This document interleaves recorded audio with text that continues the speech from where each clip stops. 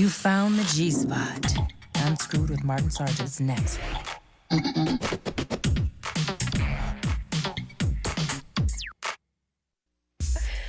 up tonight, a lesson in evolution you never learn in school that might just affect tourism in the Grand Canyon.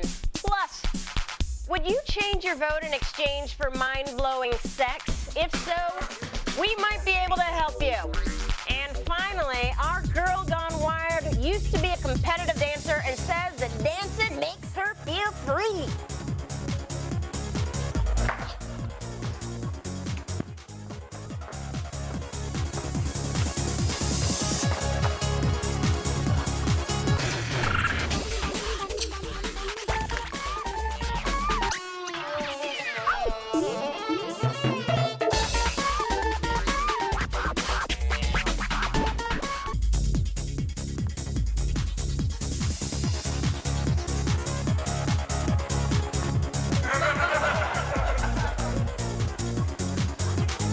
Did you turn off that crap music, Laura? That ain't music, that's noise. And now, fun killer, Martin Sargent. How you doing, everyone? Wonderful to have you. Thanks so much for coming out, despite Laura's antics and supporting the show. Why don't you put on some Benny Goodman or something we can actually listen to, Swish? You're no fun, Martin. You're no fun anymore. I know. I'm old. I'm an old man now. I'm an old man. Hey, everyone. Welcome to Unscrewed, the show that hovers above the sleeping body of internet culture, gleaming steel probe at the ready. I'm television's Martin Sargent. You know, my life as a rich and powerful television personality is pretty okay. But sometimes, even I get sad, a little blue. And when I feel this way, there's only one path back to Chippersville, and that's observing people whose lives are even sadder, weirder, and more meaningless than mine. Thankfully, there's a lot of them on internet, and after a few clicks, my life suddenly doesn't look so bad. I usually start at bikerfox.com. This biker fox is a grown man in Oklahoma who thinks he's a male model, and a professional bike racer, and a wildlife photographer.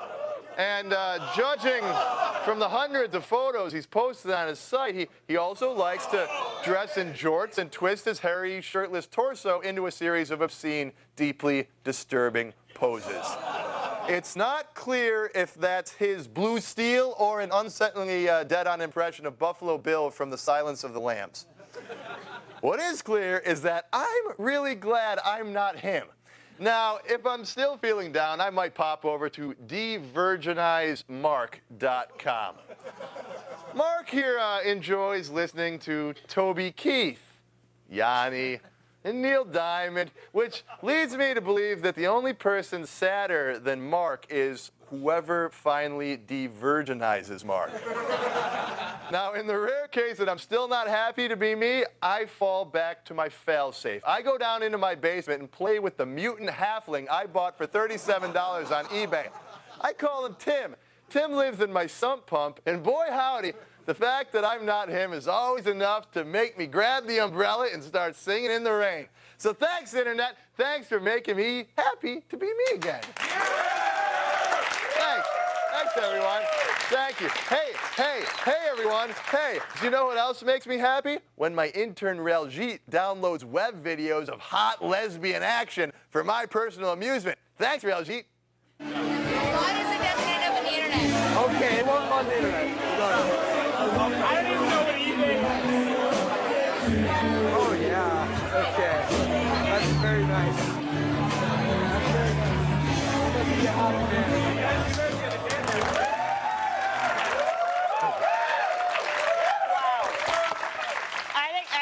We should play that again. I think we should probably play it for like the next 20 minutes. Our ratings go up and up and up and up and up. But seriously, this isn't going to end up on the internet. This isn't going to end up on the internet.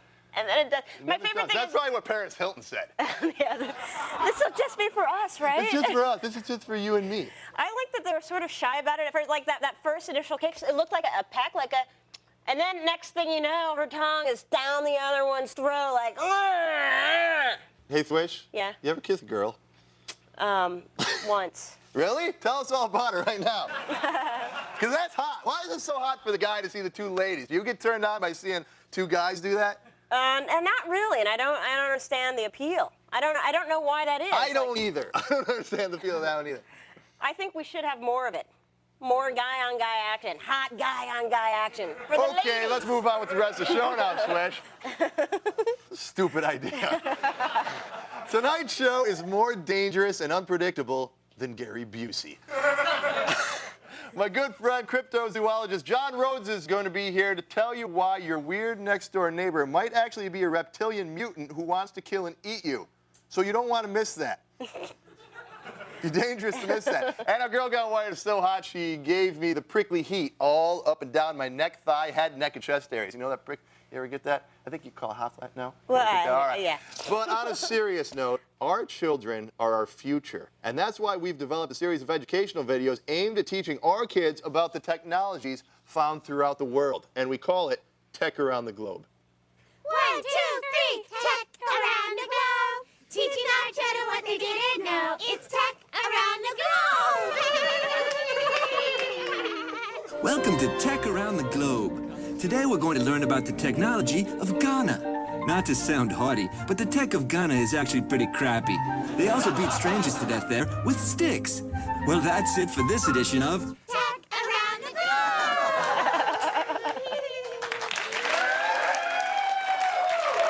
Just doing our part to teach the kids about other cultures. All right, everyone, up next, we'll hear from a cryptozoologist who claims that evolved reptoids are living among us and that they might want to eat us. Stick around.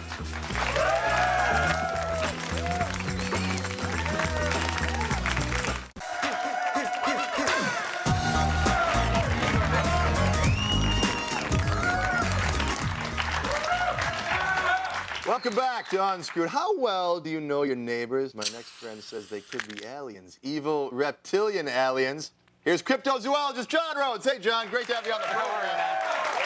Now, before we get into the reptiles, tell us what a cryptozoologist does. Cryptozoology, crypto meaning hidden, and zoology, the study of animals.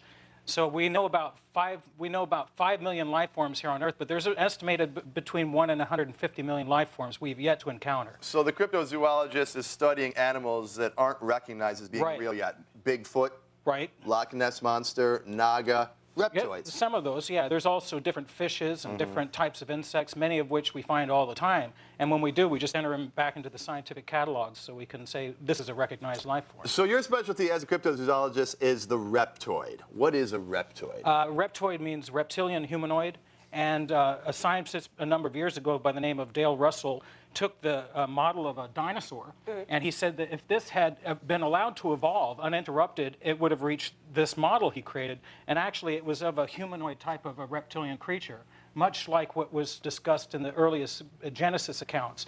And ancient cultures all around the world that they talk about a long time ago, we used to actually be in contact with a creature species that was intelligent, was able to communicate with mankind. And this is all around the world. This isn't just, you know, Christian mythology. This is mythologies all around. So everyone kind of believes this. No matter what culture, there are people that they're buying this. It's all over your website, reptoids.com. Yeah. What else can we find up there?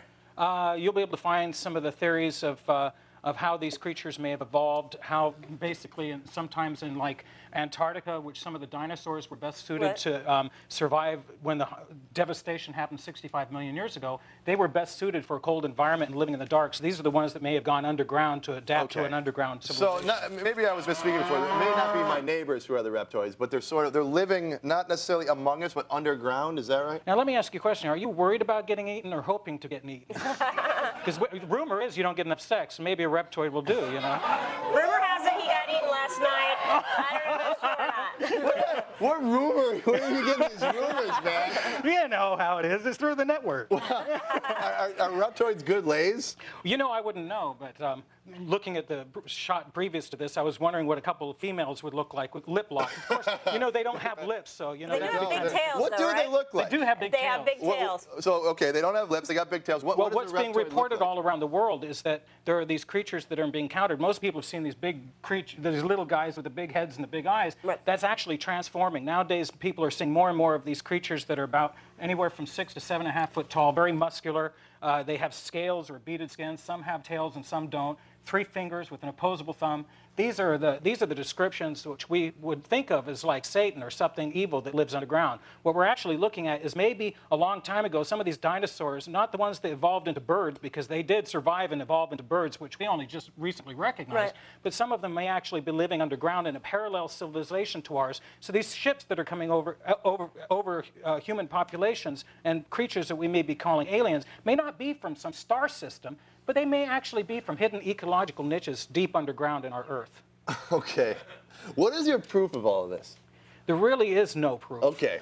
But what there is that there are stories and multiple eyewitness sightings. Recently, they had one down in Brazil. A number of years ago, they had one in South Carolina, Bishopville, South Carolina, in which an entire town was seeing these creatures. 5 or 6 people, one was a retired colonel, had seen them. And this made ABC News. This was a big report. People had seen these that had great credibility in the local communities. So it's not something that's so perhaps fictional, although we'd like to believe so, because encountering something that would look like that would just really invoke all kinds of fear in us. And that's why people like to entertain the subject with fear, because, you know, it's what churches for 2,000 years have been telling us. Why would they be walking around that? Why would they see, like, I want to go to North Carolina or whatever? Why not New York or Manhattan, you know? I think it's a matter of they live in remote geological areas, and if they're looking for different things to do with the ecology, looking for plants and stuff like that. It's only, most of the reports people are encountering these are on the outskirts of towns and farm villages where they're seeing them on the edge of woods. Haven't you just found some evidence down in the Grand Canyon? It's very interesting. You actually haven't revealed it in over 6 years. You're going to do it here on this show for the first time? Well, actually, in 1909, in the Arizona Gazette newspaper, April 5th, 1909, the headlines talk about the Smithsonian Institution discovering a massive underground city cut into the sides of the canyon. And they said that they hadn't fully explored the place, but it had enough room for 50,000 people to live in. And the reason this is kind of pertinent, and they did, of course, cover all this up because it kind of went against traditional anthropological viewpoints of the early peopling of America.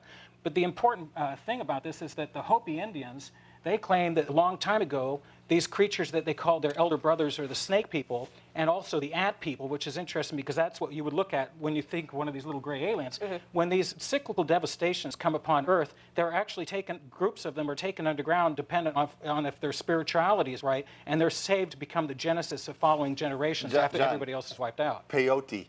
Peyote. That's maybe why they saw these things. Have you seen some on peyote? No, Don't look away from me when you're answering that. Yeah, you know, I've seen a lot of things on a lot of drugs, man. Never a reptoid. Well, maybe that's what the Hopis saw. Well, no, there's an aspect of our own evolution, according to evolutionary science. They say that all mammals actually evolved from early reptiles. We've morphologically changed over 65 million years ago. The part of the brain that's the most ancient part of the brain is called the reptilian complex because it actually drives all the subconscious aspects of our biological systems. And so therefore, this part of a reptilian aspect of things that comes up in our psychology and dreams and in visions is a part of ourselves, but at the same time, there's too much actual tracks, there's too many multiple eyewitness sightings where they've actually seen creatures like this physically. Gotcha. So it's kind of a little bit of both. We got to run. I wish we could talk all night about this. We got to go, though. John, real quick, are they dangerous? Do we have to worry about them? They're as dangerous as any other human. All right, there you go. Well, thanks for being with us tonight. John, you got to check out the DVD. And for more about cryptozoology, go to reptoids.com where you can buy the DVD. All right, coming up, get your rocks off and change the political landscape while you're at it. Find out how next. Oh, hi, welcome back. Great to have you back here. Thank you. That's enough. Stay right on. So, you know, we taped this show a few days before the time you're watching it right now. So we have no idea who was elected president tonight. But what we do know is that regardless of who won, a fair amount of you are going to get laid tonight. Why? Well, internet, of course. See, the internet and all the sex election sites that are out there. Take this one, VoterGaz. You've probably heard of it. This here is a site dedicated to increasing votes by threatening to not have sex with anyone who does not cast a ballot. You could take one of 3 VoterGasm pledges. Here's the first one. You could pledge to be a citizen by promising to withhold sex from non-voters for the week following the election. You know, I could basically run for Congress and some chicks would still withhold sex from me. But second, you could be a patriot by pledging to have sex with a voter on election night and withhold sex from non-voters for the week following the election. Or third, you could be really hardcore and be a true American hero and pledge to have sex with a voter on election night and withhold sex from non-voters for the next 4 years. 4 years, Swish. Now, be sure that you read the fine print because before you make the pledge, acceptable sexual positions include but are not limited to missionary, doggy style, cowgirl, reverse cowgirl, leapfrog, butterfly, humpback whale, cling wrack, squashing in the deck chair, accordion, reverse piggyback, and advanced leapfrog. Also known as twin leapfrog. Twin leapfrog. Also, while you're there, be sure to check the Votergasm post-election party listings. Basically, these are orgies going on right now as you're watching this crap television program. Now, for those of you who only get laid like once every 4 years, go out now and get your lever pulled. Stop watching it, go. All right? It's erection night. Get out there. Now, if you're looking for a more meaningful relationship, there's always this other site, actforlove.com. This is a site for political activists who want to score with their own kind, because God forbid you get lucky and find out that she thinks differently about stem cells than you do. Essentially, both Votergasm and Act for Love are clever ploys on the parts of the webmasters to have sex probably for the first time since the Clinton administration. But the same really can't be said about this third site, F the Vote, which encourages voters to use their sexual power to nail complete and total strangers, and in the heat of passion, when people will say just about anything, including, stick the lamp up my ass, honey, to change their political affiliation. So let's go ahead and talk to one of F the Vote's organizers. Here's Carl DeSalvo. Hi, Carl. Hi, Great to so do I have this right here while you're douching some and you try to change their vote? That work? Yeah, well, I think it will work, definitely. What do you mean you think? Have you tried it or not? Have you done it? Well, you know, we have many people who have claimed that they've done the deed for us, or rather for the country, because it is a patriotic act. Yeah, well, here's the thing, Carl. A lot of people say things they don't really mean when they're effing. Right. Well, that's why we have a pledge form, right? Okay. So it's you know, you can get them to pledge, and actually, hopefully, you'll get them to pledge before you put out. You know, it's pledge for play is the way we think about it. Now, this is very partisan. Basically, the idea is to screw to beat George Bush. Right. We don't know if it's worked yet. Right. The people watching this show do. We don't, all right? Yeah. But I'd like to think that if Kerry won, it's because of those terrible things I did to that girl I met at the Badly Drawn Boy concert last week. Because, man, I made her do a lot of promising. All right. So why did you first create this site? Well, I think we created it because we were brainstorming about how to get involved in the election, and we realized that you know, we thought actually that how do you change people's votes? How do you get people to listen to you? How do you get them to change their opinions? And as true good Americans and consumers, we realized that the best way to do that is through sex. Yeah. So, you know, we said, hey, sex sells, sex works, let's go with it. And I think, you know, beyond that, there's a basic premise to our site that we wholeheartedly believe in, and that's that at the end of the day, liberals are just hotter, and they're better in the sack. I can definitely see this program working in the schools. Like, I think it would be a really popular way to get young people to vote. Have you thought about that at all? No, we've actually tried to stay away from the schools. You know, we want to keep everything above board, so... You know what, man? I would vote for Lyndon LaRouche if it would help me get my balls wet. Well, exactly. See, that's exactly the point. The question is, you know, what are you willing to do to get a vote, and what are you willing to do to get laid? And hopefully we can make those two things come together in a Quite good literally. way. Yeah, exactly, in which everyone has a lot of fun, and we get some regime change going on. I like this guy. I like the way you think, Carl. Thanks very much for being on the program. All right, thank you. Hey, if you out there, if you want to screw for democracy, get rid of Bush, go to AskTheVote.com. All right, prepare to lick the honey-drizzled thighs of girls gone wired after the break.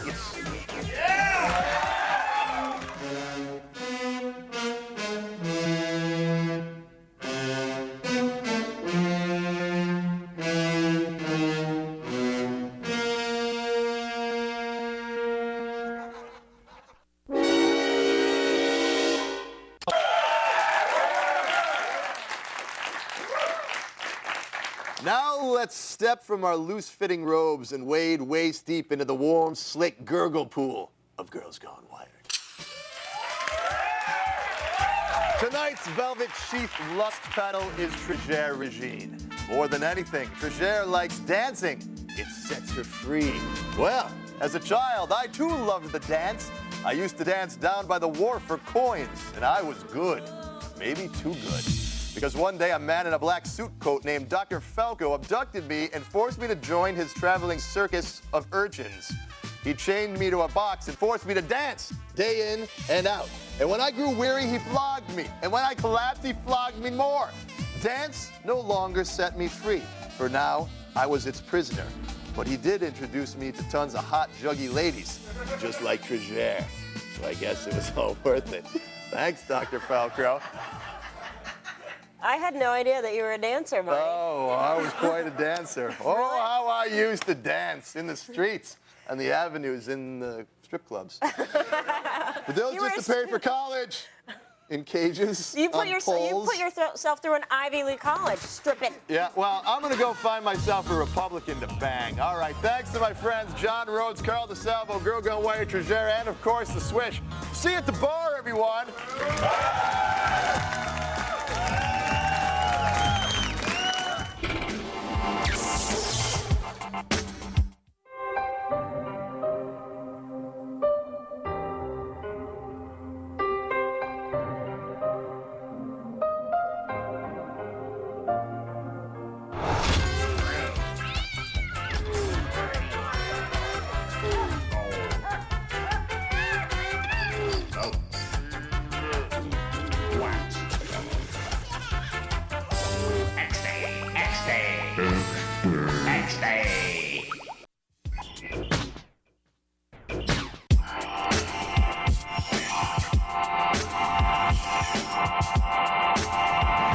Stay tuned. Anime Unleashed next.